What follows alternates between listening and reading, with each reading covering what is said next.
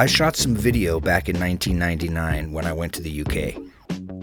I'm going to give this footage another chance.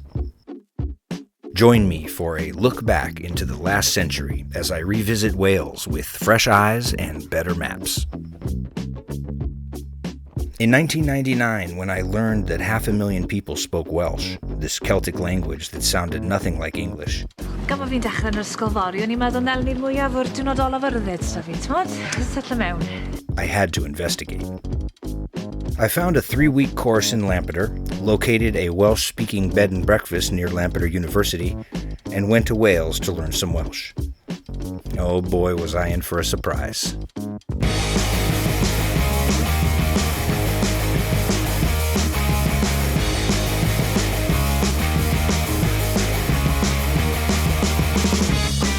It started in London.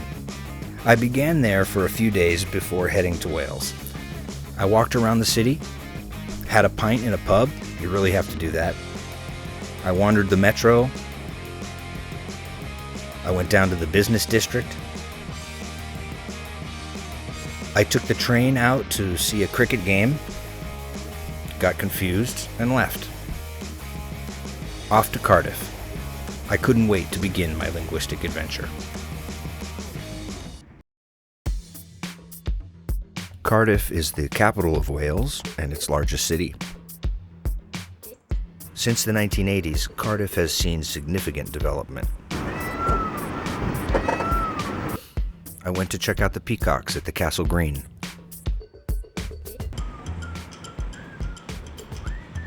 Just outside of Cardiff Market, there's a walkway where people are buried underneath. And these are the number of people who are below my feet right now. I stayed in this B&B right here, drank too much cider at this bar right here. Boy, cider really sneaks up on you. Check out that car. These are super rare and dangerous. They're building Cardiff Stadium exclusively for Gareth Bale, I imagine.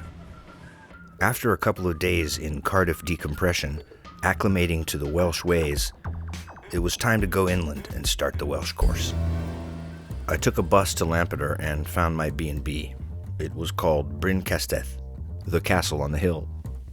I knew that this couple, John and Betty Davies, who ran the place, were Welsh speakers. I thought it would help with the learning, and it totally did. But the sweet unknown was that she was the area's foremost water diviner. They invited me to come to a farm up the valley, and I brought my camera.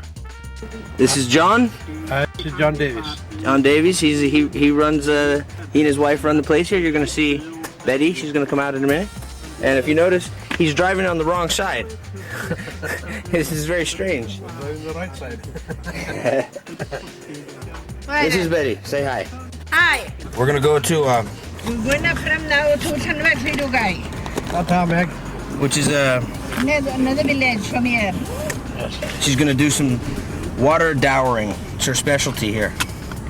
And they call her and they ask her to come and find the water. She's got the gift. When people in the Tevi Valley needed to dig a well to avoid the extraordinarily high water rates in Wales, they called Betty Davies. You've been to this farm before? No. How did these people hear about you?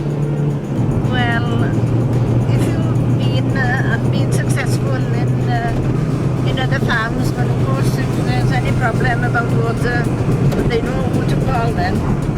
That's great. Maybe taking a dog for a walk. More sheep in Wales than people. Wow. Because 3 for each person. Oh my goodness. There's about 11 million sheep in Wales. Wow.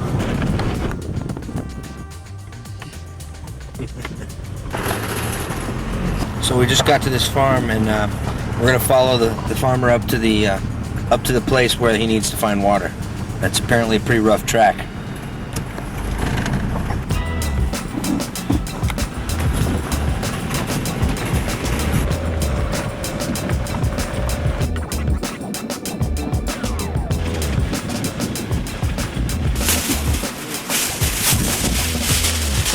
So that's your equipment there. That's all I've got. That's your tools. So how did you hear about her? You heard she could find the water. Well, John told me when I met. We used to go to Smithfield together. It's a feeling that goes through my hands. Right. Well, you just hold it between the small finger and the thumb, and you just pull it. There's a little tension. Well, it'll go itself.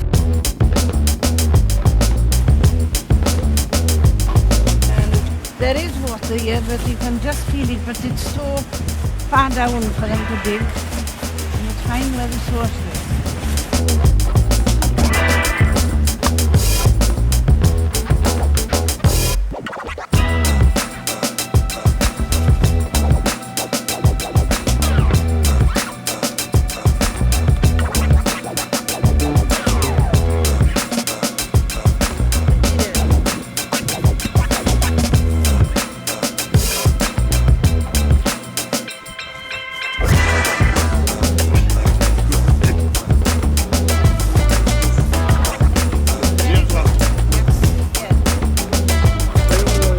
So when do you think you'll dig for that spot?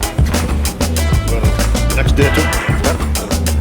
The Lord gave me a gift in my hands. There were no brains. Thanks for watching. Join me for part 2 with more water divining, Welsh class, and some real characters. So let's get moving.